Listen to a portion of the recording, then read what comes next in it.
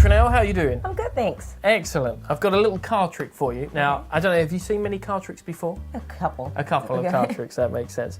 Well, before people did card tricks with cards, they were actually used for sort of fortune telling before. Even before tarot cards were used for fortune telling.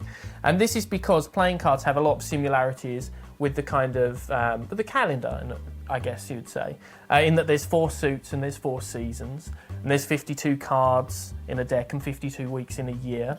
And if you add up all the numbers on the deck of cards, it adds up to 365, which is the days in a year. So it's all kind of tied together with the whole calendar and your star sign and that kind of thing.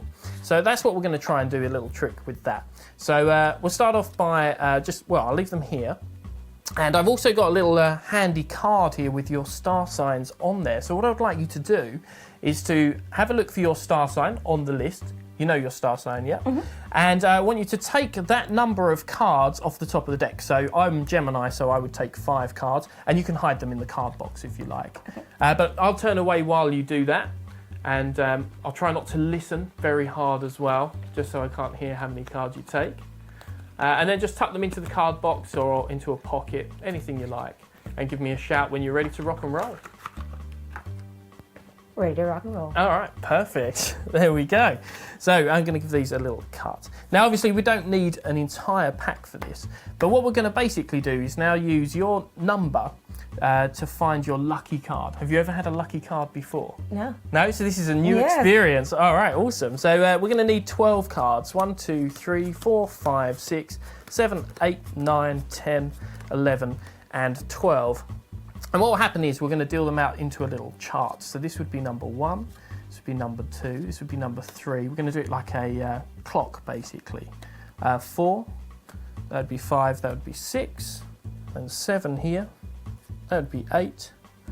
This would be 9, 10, 11, and 12. So what we're going to do is count round to find out what your lucky card is. Now, obviously, we've not met before, but I would have, and I'm not very good at all this kind of thing normally, but I would have said you struck me as a sort of Virgo. I would have said you were a Virgo. Is that right?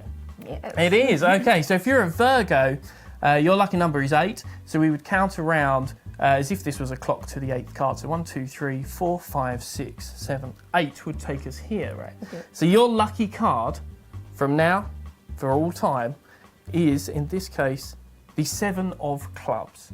I had a feeling it would be the 7 of clubs, Trinell. I had a feeling I'd meet a Virgo today, and I had a feeling that the lucky card would be the 7 of clubs, because this isn't just a little card, it's actually an envelope. And inside the envelope is a single card from a different deck. Could you take it out for me? And show everybody at home. It is your lucky card, the 7 of clubs.